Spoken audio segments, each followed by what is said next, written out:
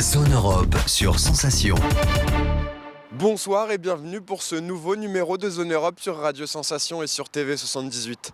Cette semaine, nous partons sur les bords de la Baltique, à Riga, en Lettonie. Ce pays, qui compte près de 2 millions d'habitants, est membre de l'Union européenne depuis le 1er mai 2004. La Lettonie a adopté l'euro le 1er janvier 2014. Suite à la chute de l'URSS, la Lettonie proclame à nouveau son indépendance en 1990. Le pays fait ensuite le choix de se tourner vers l'ouest et d'adhérer à l'OTAN en 1999. Mais la culture russe est encore très forte dans le pays. Un tiers des habitants ont cette langue comme langue maternelle. Ici même, à Riga, ce chiffre monte jusqu'à 50%.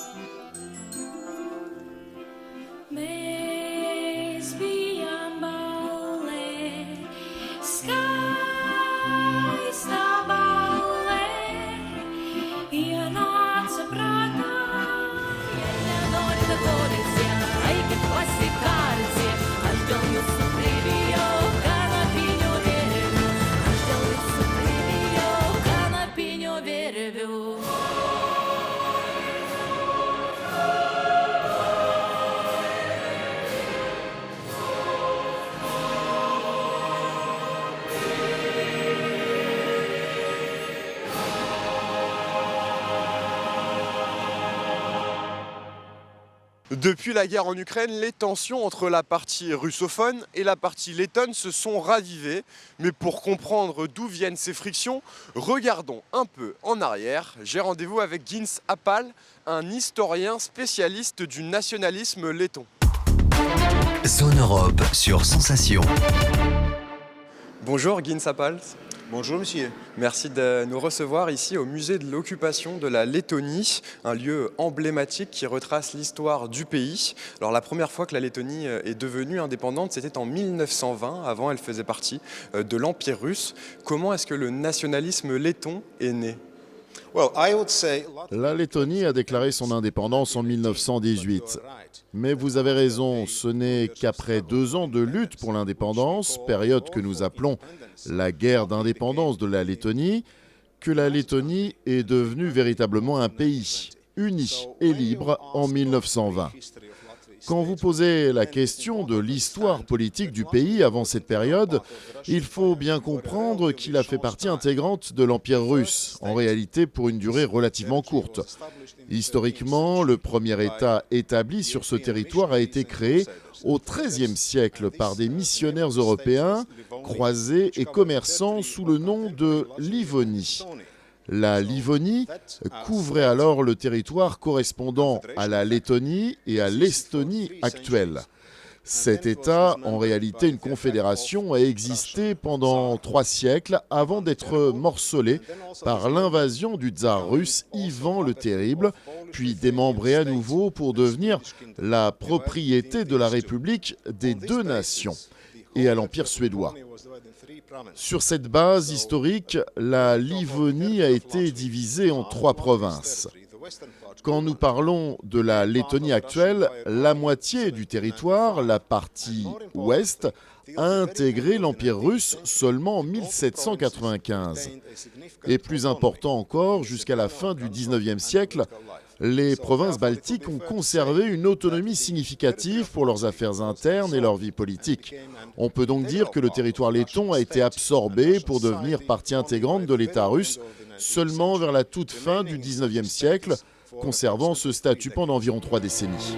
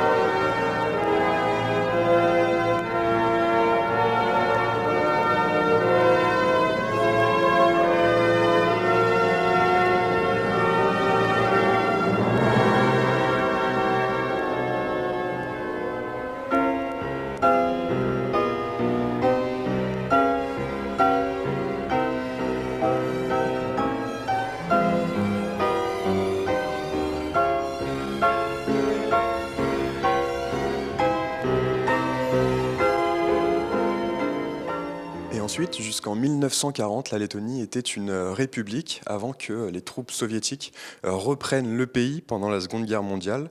Comment est-ce que les Lettons ont-ils vécu cette Deuxième Guerre mondiale ? La Seconde Guerre mondiale est bien évidemment la période la plus douloureuse de l'histoire lettonne. Si nous prenons en compte les victimes de l'occupation soviétique et nazie, la population du pays, qui était de 1,9 million d'habitants en 1939, s'est réduite de 500 000 habitants. Environ 250 000 Lettons ont perdu la vie pendant la guerre, y compris la majorité de la communauté juive. Et 250 000 autres se sont vus privés de leur patrie pendant une longue période, emprisonnés ou déportés dans des terres lointaines de l'Union soviétique ou encore forcés de se réfugier en Europe de l'Ouest et y rester pendant des décennies. Et comment ensuite le nationalisme letton s'est-il manifesté pendant l'occupation soviétique ?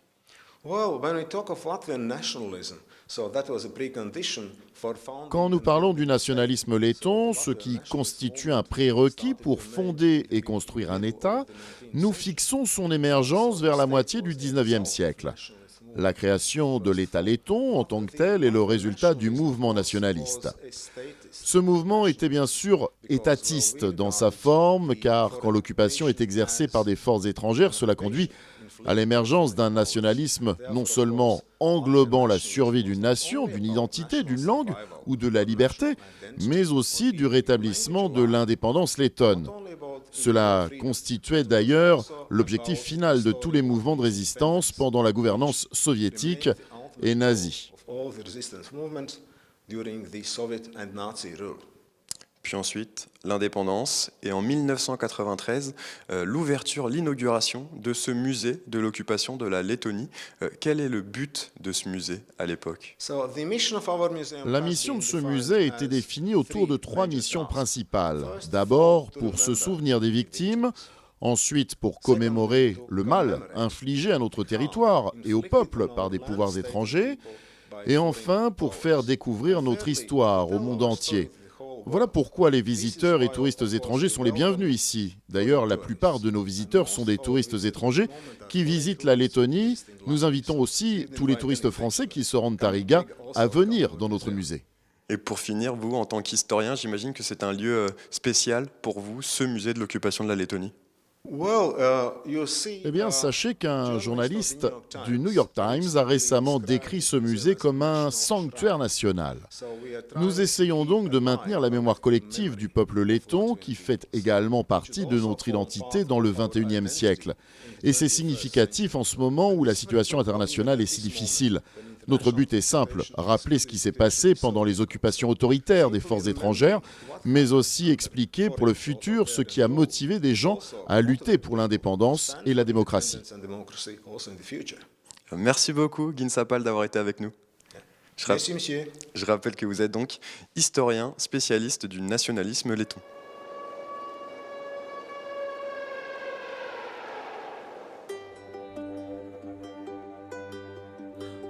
Не шуми, луже зелений бараче, не плач, не журися, молодий козаче. Не сам же я плачу, плачуть карі очі, що нема спокою, ані вдень, ні вночі. Сусіди близькі, вороги тяжкі, Не дають ходити, дівчину любити. Я ж буду ходити і буду любити. Ще й до себе візьму, буду з нею жити. You can take it all away, you can take away my day. You can trample on my pride. You can make me run high. You can penetrate my heart, You can break it all apart. You can stop the summer breeze. You can bring me to my knees. ой, не шуми, луже зелений байраче, не плач, не журися, молодий козаче, не сам же я плачу, плачуть карі очі, що нема спокою, ані вдень, ні вночі. Nous l'avons vu, les dissensions entre Lettons et Russes ne datent pas d'hier, mais depuis le conflit en Ukraine, la menace d'une nouvelle invasion hante les esprits. C'est dans ce contexte que les Lettons ont élu en octobre 2022 leur nouvelle Assemblée nationale, une élection remportée par le camp pro-occidental. Dorénavant, comment sera traitée la partie russophone? J'ai rendez-vous avec le nouveau président de la Seima, Edvard Smiltens. Zone Europe sur Sensation. Bonjour Edvard Smiltens. Bonjour monsieur. Merci de nous recevoir ici à la Seima, le Parlement letton qui a fêté donc en 2022 ses 100 ans. Après l'indépendance de la Lettonie dans les années 90, vous avez fait le choix, le pays a fait le choix de se tourner vers l'Union européenne et d'y adhérer en 2004. Quelle est votre vision de l'Union européenne? Qu'est-ce qu'elle représente pour vous? Oui, bienvenue au Parlement de Lettonie. Bien sûr, on a gagné l'indépendance et on a fait la route vers l'Europe, l'OTAN, vers les valeurs de l'Europe. Et ce sont les valeurs de liberté, de démocratie et d'indépendance. Ce sont les valeurs qui sont en danger maintenant, parce qu'on sait qu'est-ce qui se passe à l'Ukraine et maintenant on doit être unis et défendre les valeurs qui sont les bases de l'Europe et qui sont les bases de la Lettonie aussi. Alors justement, depuis le début de l'attaque russe en Ukraine, on a un peu l'impression, vu de France, que l'Union européenne est plus soudée, plus unie qu'auparavant. Depuis le début, vous soutenez, vous, la Lettonie soutient activement, elle fait partie des pays qui soutiennent le plus l'Ukraine. Vous possédez 300 km de frontières avec la Russie. On l'a vu donc juste avant au musée de l'occupation. Vous avez déjà été annexé 2 fois par votre grand voisin. Est-ce qu'aujourd'hui, vous vous sentez à nouveau en danger? Vous savez, nous avons déjà dit pendant longtemps qu'est-ce qui se passe avec la Russie et nous avons l'histoire avec la Russie. La Russie ne change pas. Elle fait tout le temps la même chose. Et c'est-à-dire, on doit être unis pour défendre notre valeur.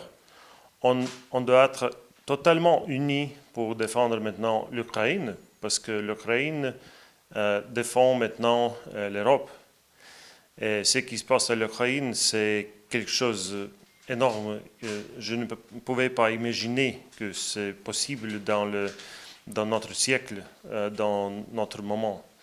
Donc, cette situation a fait beaucoup pour l'unification de l'Europe et aussi pour l'unification de l'OTAN.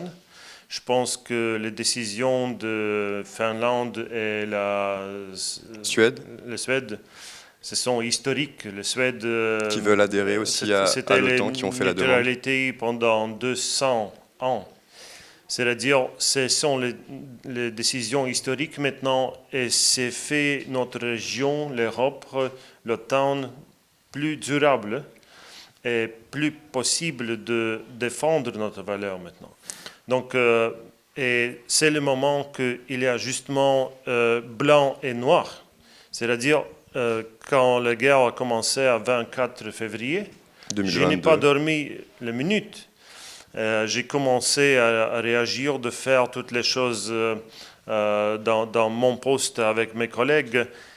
Et la Lettonie était le premier pays à l'Europe qui a fait déjà c'était le 30 février. On a commencé les actions pour supporter l'Ukraine.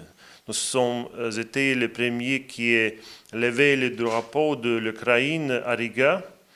Et justement, après, c'était le 14 février, le président de l'Ukraine, il a demandé pour tous qu'il doit lever le drapeau comme symbole de support de l'Ukraine. On a fait déjà ça avant et on a commencé la semaine de support de l'Ukraine à Riga. Et déjà au 25 février, on a fait la grande manifestation en face de l'ambassade de Russie. Et maintenant, la Lettonie, nous sommes les plus grands contributeurs si on compte de notre économie et combien d'habitants on a. Maintenant, nous sommes le plus grand contributeur de tous les secteurs de l'aide humanitaire, de l'aide militaire et comme ça. Et quand on se promène à Riga, on voit énormément de drapeaux ukrainiens dans les rues. La Lettonie a annoncé rétablir le service militaire obligatoire pour les hommes. Alors depuis qu'elle faisait partie de l'OTAN, ça avait été supprimé. Comment ont réagi les Lettons à cette annonce ? Je pense que les Lettons ont réagi adéquatement. C'est-à-dire, tout le monde a compris que maintenant c'est la période de comment dire, real politics. C'est-à-dire, c'est la période de politique de force, de force. Et ce n'est pas justement le fort diplomatique qui joue le rôle, c'est le rôle de chaque habitant, chaque citoyen dans tous les pays qui peut faire le meilleur pour défendre l'Europe, pour défendre les valeurs de l'Europe et défendre son pays. C'est-à-dire, quand même avec l'armée dans les mains. Parce que la Russe, ils ont cassé toutes les règles, toutes les lois internationales, les actions criminelles, ce sont les plus grandes actions criminelles dans le monde qu'on peut imaginer. Qu'est-ce qui se passe? J'ai été en avril déjà au Bucha, Irpin, Berdianka, à Kiev. J'ai vu avec mes yeux qu'est-ce qui se passe là-bas. J'ai beaucoup d'amis. Il y a des amis qui sont tués, mes amis ukrainiens. Les tragédies dans les familles avec les enfants, on ne peut pas imaginer qu'est-ce qui se passe là-bas. Donc, on doit faire tous pour faire la victoire pour l'Ukraine, pour faire que la Russie perde cette guerre et pour établir la position et la situation unie avec l'Ukraine. Je pense que maintenant, donc le drapeau de l'Ukraine, ce n'est pas justement le drapeau d'un pays, c'est le drapeau de courage, c'est le drapeau de valeur. Et maintenant, la Lettonie a fait la route de l'Union européenne, de l'OTAN. C'était facile si on met un autre par l'Ukraine maintenant. Il fait cette route avec le sang, avec les gens qui viennent à la guerre et il donne sa vie pour changer l'Ukraine, pour libérer l'Ukraine de l'Union soviétique et de gagner l'indépendance et sa place à l'Union européenne, dans l'Europe et peut-être aussi dans l'OTAN. Et la dernière chose, qu'est-ce qui se passe en fait? On a gagné l'indépendance après l'occupation de Russie, de l'Union soviétique, mais on sait que justement maintenant, l'Union soviétique est finie. Ce n'était pas fini dans le moment quand on a gagné l'indépendance 30 ans avant. C'est la fin de l'Union soviétique, justement au moment. Et cette fin est très dure, n'est pas facile, et les gens qui vivent dans l'architecture et de système de pensée dans le système de l'Union soviétique, ils ne veulent pas changer ça. Et c'est la bataille, c'est la guerre maintenant pour actuellement tuer l'Union soviétique dans la tête. C'est fini. Tout ça, mais le point de l'histoire. Et après ça, on pouvait regarder dans l'avenir et déjà faire la vie dans l'avenir après tout ça. Cette guerre, elle a également des conséquences économiques très, très fortes. Avec l'inflation, en France, elle a atteint 6%. Chez vous, en Lettonie, elle a atteint 21%. Comment est-ce que vous faites pour tenir ce choc économique ? Voilà, on connaît que la liberté n'est pas gratuite. Freedom is not for free. C'est mieux en anglais de dire. On connaît qu'on paye maintenant cet paiement de liberté. Ça coûte beaucoup. On essaye de faire... La Lettonie, Estonie, on paye plus beaucoup que les autres. On connaît ça, parce que toutes les routes de transit, tout ça est arrêté. L'import de ressources de Russie est arrêté et c'est bien parce qu'on ne veut pas financer les morts des enfants ukrainiens. Mais bien sûr, on essaye de compenser les problèmes économiques pour le citoyen de Lettonie.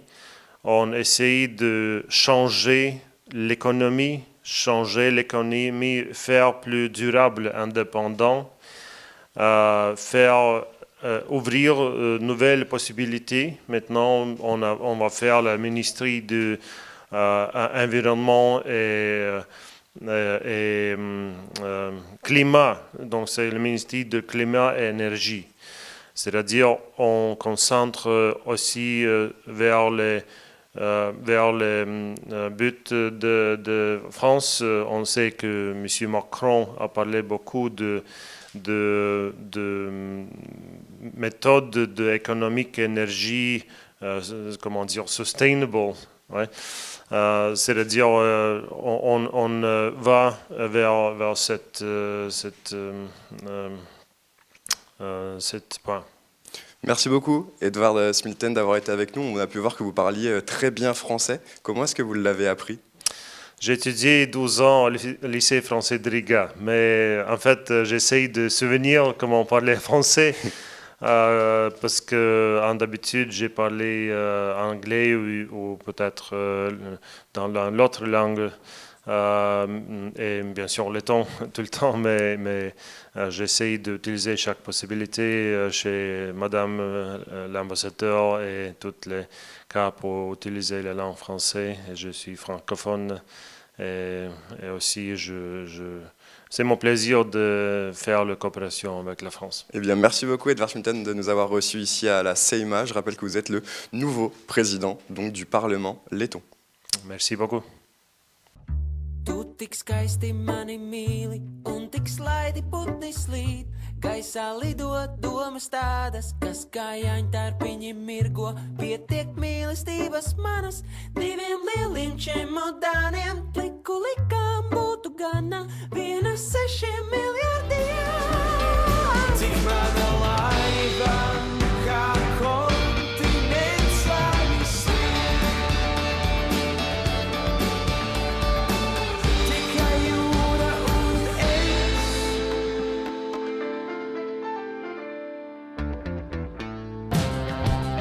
Nāc mani skaut, nāc mani skaut. La Lettonie compte, selon l'Organisation internationale de la francophonie, 20 000 locuteurs français. Ça représente 1% de la population ici. Faire rayonner la culture française, c'est la mission de l'Institut français de Lettonie. On en parle tout de suite avec la directrice Véronique Dussossois. Zone Europe. Bonjour Véronique Dussossois. Bonjour. Merci de nous recevoir ici à l'Institut français de Lettonie, une institution qui fait partie intégrante des services de l'ambassade de France en Lettonie. Donc elle est chargée, votre objectif c'est de faire rayonner la culture française dans le pays. L'Institut donc donne des cours de français, à commencer donc par ces cours. C'est une langue plutôt appréciée des Lettons, le français ou pas ? Oui, Tout à fait. Alors, pour diverses raisons. Et ce que j'essaie de faire, c'est depuis mon mandat, je suis actuellement dans ma 4e année, c'est vraiment de diversifier les motivations pour apprendre le français. Donc, beaucoup de nos apprenants et qui sont souvent des apprenantes, c'est d'apprendre le français pour le plaisir, pour découvrir la culture, pour faire du tourisme en France. Et ce que je voudrais faire, c'est de promouvoir la France et le français comme une langue aussi qui permet d'ouvrir des opportunités de travail pour venir en France pour étudier, pour travailler et pour multiplier les échanges entre la France et la Lettonie. Alors la langue lettonne et le français sont deux langues assez différentes. Complètement. C'est pas trop dur pour les Lettons d'apprendre le français? Alors, c'est un peu difficile pour moi de dire parce que je suis pas lettonne, mais ce que je peux vous dire, c'est que la chose intéressante, c'est qu'on a de plus en plus de primo-débutants. Donc il y a une appétence pour la langue française, pour commencer à apprendre la langue française. Et je dirais qu'avec l'enseignement à distance, on a bien élargi notre public. Donc c'est peut-être difficile. De toute façon, l'apprentissage d'une langue, ce n'est jamais facile, surtout si on se lance dans un apprentissage sérieux et un investissement sérieux, mais en tout cas, il y a une appétence. Alors sur le site de l'Institut français de Lettonie, on peut lire que vous souhaitez mettre en valeur toutes les facettes donc de l'excellence française. Qu'est-ce que ça signifie ? Alors, ça signifie, c'est vraiment mon objectif, qui est celui aussi du ministère, bien évidemment, parce que je suis diplomate de carrière, donc c'est vraiment l'objectif du ministère, c'est de faire briller la France dans les différents domaines. C'est-à-dire que, bien évidemment, la culture, parce que c'est quelque chose qui est reconnu. On va des Champs-Élysées jusqu'à vraiment toute la diversité de la culture française, mais aussi de montrer une France contemporaine. Donc en faisant, par exemple, on a beaucoup investi dans la réalité virtuelle, dans ce que la France sait faire dans la réalité virtuelle. On a aussi ce qu'on promeut, c'est aussi ce que la France fait dans le domaine du débat d'idées. Donc c'est vraiment les différentes facettes, la physique quantique. Donc c'est toute la diversité de la culture française. Et en particulier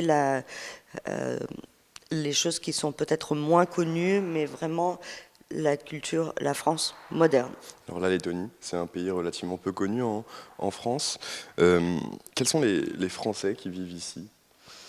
Alors, j'avoue que je ne connais pas tous les Français qui vivent en Lettonie, mais je sais que pendant la période du Covid, il y a beaucoup de personnes, on a vraiment augmenté, la communauté française s'est accrue. Donc les raisons, parmi les personnes dont j'ai entendu parler, parce que ça c'est plutôt le travail du consulat, donc de ma collègue au consulat, mais alors ça peut être des liens familiaux, bien évidemment. Il y a des gens qui se sont installés parce que tout simplement, avec la période du Covid et le travail à distance, la Lettonie c'est quand même, c'est un pays où on peut facilement travailler à distance, donc il y a beaucoup de raisons. Le télétravail est assez répandu ici. Le télétravail était en tout cas assez répandu, et pour les Français, effectivement, c'est un pays qui se trouve à quelques heures, très peu d'heures de distance de Paris, et il y a une qualité de vie qui est incroyable. Et donc, vous avez certainement vu Riga, beaucoup de parcs, très agréables. Alors parmi les missions de l'Institut français de Lettonie, il y a aussi de promouvoir l'enseignement supérieur français auprès des étudiants lettons. Vous pouvez donc accompagner ces étudiants qui souhaitent aller étudier en France ? Absolument, absolument. Ça, c'est une des missions essentielles qui est plus une mission de l'ambassade plus que de l'Institut français. Je vais pas vous embêter avec les différenciations entre l'ambassade et l'Institut, mais effectivement, dans mon équipe, j'ai un volontaire international qui est chargé de la promotion de la coopération universitaire et de la recherche, et notamment, il est en charge du dispositif dit Campus France, et qui promeut les études en France. Alors ça peut se faire donc en Lettonie. Il y a 2 salons, 2 grands salons qui sont organisés, un au printemps et un à l'automne, en novembre.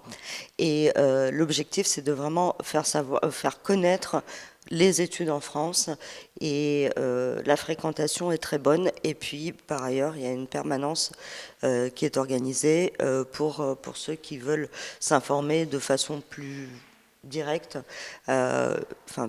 pour connaître les dispositifs d'enseignement du français en France. Et aussi, on est en train de développer, alors ça, fort heureusement, la période du Covid est terminée, donc Solal, le volontaire international, se rend aussi dans les écoles pour promouvoir les études en France. Alors pour finir, j'aimerais parler aussi de cette exposition que vous organisez en ce moment. Elle s'appelle « J'aime tout ce qui est français ». Est-ce que vous pouvez nous présenter le concept ? Je pense que le nom de l'exposition résume bien l'idée de ce qu'est cette exposition. C'est de trouver, alors certainement vous avez pu voir cette exposition, donc il y a à la fois les images de la France, des personnes qui se sont rendues en France, mais il y a aussi des points ou des choses que les personnes retrouvent en Lettonie et qui leur font penser à la France. Donc l'idée, c'est de bâtir les ponts, et c'est de promouvoir encore une fois l'excellence, la qualité de la vie de la France et en France, et tout ce qui est j'aime tout ce qui est français. Et de montrer donc les similitudes qu'il peut y avoir aussi entre la Lettonie et la France. Merci beaucoup. Merci à vous. Dussossois d'avoir été avec nous. Je rappelle que vous êtes la directrice de l'Institut français de Lettonie. Et aussi la conseillère de coopération et d'action culturelle de l'ambassade.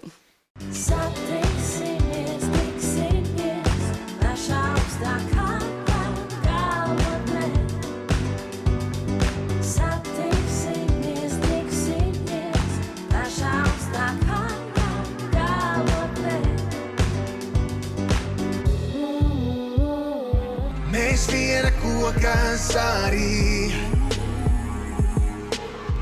viena mints otram rāgī. Ja zinātu, kā varu visas vēlmes piepildīt, es lūgtu, lai tu arī nekavējies nāc man līdz. Zone Europe Mobilité. En 2022, Erasmus a fêté ses 35 ans. Le programme européen a permis à 12 millions de jeunes d'effectuer une mobilité et de partir vivre dans un autre pays. Certains Français, comme Antoine, Yaël ou Théo, ont fait le choix de la Lettonie. En cours à l'Académie des Arts ou à l'Université de Lettonie, ils nous racontent leur expérience. Pourquoi avoir fait un Erasmus à Riga, en Lettonie ? Je m'étais dit déjà, je préfère aller dans un pays que je ne connais pas. Je connaissais déjà un peu l'Espagne, donc Stockholm, pourquoi pas, ça pourrait être intéressant. Et ma mère m'a poussée à trouver d'autres écoles au cas où Stockholm ne me prenne pas. Donc j'ai cherché d'autres écoles grâce à un site qui m'a permis de trouver d'autres écoles d'art qui travaillent dans le verre. Et ce qui donc m'a permis de découvrir cette école ici. Tout d'abord parce que moi j'ai toujours été très intéressé par les pays de l'Est en général. Bon là c'est les pays baltiques, c'est pas exactement la même chose, mais il y a tout l'héritage de l'Union soviétique, etc. Moi ça m'a toujours intéressé, et puis c'est vrai que j'ai beaucoup d'amis, beaucoup de familles qui sont partis en Espagne, en Angleterre, même à Mexico. Et je me suis dit, bon, je vais essayer de trouver autre chose un petit peu plus intéressant. Moi je suis un pur sudiste, donc je ne jure que par le soleil. Et finalement, Riga, ça s'est présenté un petit peu comme un bon juste milieu où ça coûtait pas trop cher, parce que maintenant, nous, les années à l'étranger à l'Angleterre coûtent très très cher vu que c'est sorti de l'Union européenne. Et les pays scandinaves sont aussi très très demandés et au niveau des prix, ça monte très vite, très haut. Et donc finalement, Riga, c'était un mélange un petit peu entre une mentalité un petit peu scandinave et un moyen de parler anglais, à un prix pas excessif. À quoi ressemble le quotidien? Ma journée type, c'est, disons, métro, boulot, dodo, mais plutôt à pied. Je fais tout à pied ici, parce que les transports en commun, ils coûtent un peu cher, mais d'un autre côté, j'en ai pas vraiment besoin non plus. Et je passe une grande partie de ma journée à l'école quand je le peux. Je vais en cours le matin et la journée se termine vers, je dirais, peut-être 16h. Et après, en général, vu qu'on a des groupes Erasmus sur WhatsApp et ce genre de réseau, et on se dit, ah, est-ce qu'il y a quelqu'un qui veut sortir boire une bière, boire quelque chose et tout. Et du coup, en général, oui, on se retrouve avec ceux qui sont là, etc. Et on se retrouve et ça dépend, des fois ça s'arrête tôt, des fois ça s'arrête tard. Et après, moi, j'ai aussi la chance d'être dans un espèce d'immeuble d'étudiants. Bon, il n'y a pas de Français, pas trop d'Européens, c'est que des Ouzbeks, donc des étudiants qui viennent d'Ouzbékistan. Et du coup, eux m'ont emmené plus, vu qu'ils connaissent bien Riga, parce qu'en fait, ils parlent russe. Et ici, 80% de la population parle russe. Et du coup, ils m'ont emmené un peu dans les boîtes de nuit typiques de Riga. On est mixé avec des Lettons dans les cours, donc ça permet de rencontrer des locaux aussi pour aller découvrir les places qui sont cachées des touristes. Et puis sinon, c'est en toute honnêteté assez peu de cours, on a une quinzaine d'heures par semaine grand maximum. Et c'est surtout beaucoup de voyages. Moi, je sais que le train ici, il coûte un prix dérisoire. Enfin, si je veux traverser le pays pour aller jusqu'à Daugavpils par exemple, aller-retour, je vais en avoir pour 15 € pour 3 heures de train aller et 3 heures de train retour. Et ça, c'est le paradis. On peut bouger partout dans la Lettonie en claquant du doigt. On a des vols pas chers pour aller en Estonie, en Lituanie, en Scandinavie. En quoi est-ce une expérience enrichissante? D'une part, ça permet de découvrir toute une autre culture et tout un autre pays que je ne connaissais pas du tout. J'étais jamais allée dans aucun des pays baltes, je m'étais juste arrêtée à la Pologne et la République tchèque, pas plus loin. Et c'est assez enrichissant parce qu'on découvre toute une autre culture, toute une autre langue. On découvre de nouvelles techniques de travail aussi. Par exemple, en cours, on travaille le vitrail, ce qu'on ne fait pas de nous dans notre école. On travaille le dessin académique, qu'on ne travaille pas du tout dans notre école non plus. Déjà, les rencontres, un maximum de rencontres. Et ça, c'est vrai que on ne peut pas sous-estimer ça. Parce que, pareil, en venant ici, je ne pensais pas du tout à rencontrer des étudiants qui viennent d'Ouzbékistan. Et je me suis dit, c'est quand même une chance d'avoir ce genre de rencontres. Et puis même, j'ai rencontré du coup, même ne serait-ce qu'à l'école, des Belges, des Finlandais, vraiment toutes les nationalités qu'on peut trouver, européennes en général. Et c'est vrai que du coup, toutes ces rencontres, ça me fait voir différentes façons de vivre. Et puis du coup, j'ai des contacts maintenant. Et puis même, j'ai déjà prévu si tu viens en France, je t'héberge. Si je viens te voir, je t'héberge. C'est vrai que du coup, ça fait un réseau immense. Elle est enrichissante par plusieurs aspects. Tout d'abord, en tant qu'étudiant, c'est une expérience qui est inouïe et qui est à faire parce qu'on sort de notre zone de confort, on va à l'étranger, on découvre quelque chose de complètement nouveau, on découvre une nouvelle culture, on découvre aussi une nouvelle façon d'enseigner, des profs qui enseignent d'une façon très différente de la méthode française. On découvre aussi des travaux de groupe très différents, on découvre aussi d'autres étudiants qui viennent d'un peu partout dans le monde. Donc on découvre énormément de nouvelles choses sur le plan culturel. C'est aussi évidemment hyper bénéfique sur le plan linguistique parce que rien qu'à Riga ici, on va pouvoir progresser donc en anglais, ça c'est certain. Mais pour ceux qui apprennent le russe aussi, c'est un moyen d'apprendre le russe. Un Erasmus à Riga, en Lettonie. Vous recommandez? Ne serait-ce que, pareil, découvrir une langue qui n'a absolument rien à voir avec que ce soit le français, l'espagnol ou même le polonais, ce genre de pays. Et l'architecture, ça peut être la ville de Riga est extrêmement fournie en architecture Art Nouveau.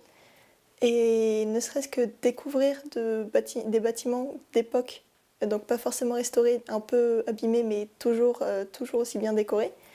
Ça peut être très intéressant si on est mordu d'architecture comme moi. Déjà, la pinte est à 3,50, donc pour une capitale, c'est assez intéressant. Et non, mais au-delà de ça, ouais, Riga, c'est bien connu pour... vu que c'est une très petite ville, on peut faire de bout en bout une demi-heure à pied.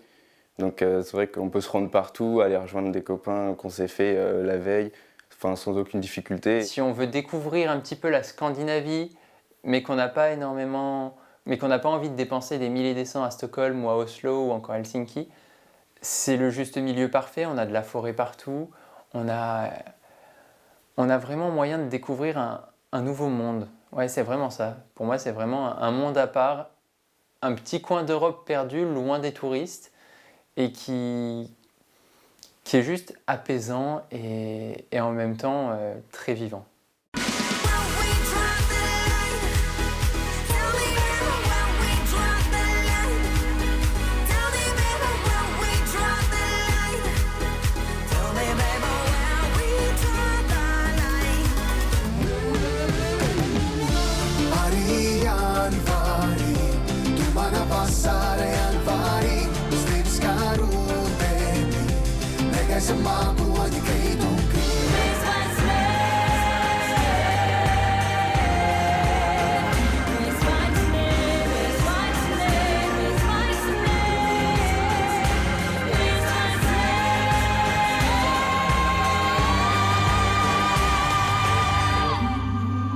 Zone Europe, c'est terminé. Vous pouvez retrouver cette émission en replay sur notre site internet ou sur notre application Radio Sensation et aussi sur TV78. Bonne soirée à tous. On se retrouve la semaine prochaine pour un nouveau numéro.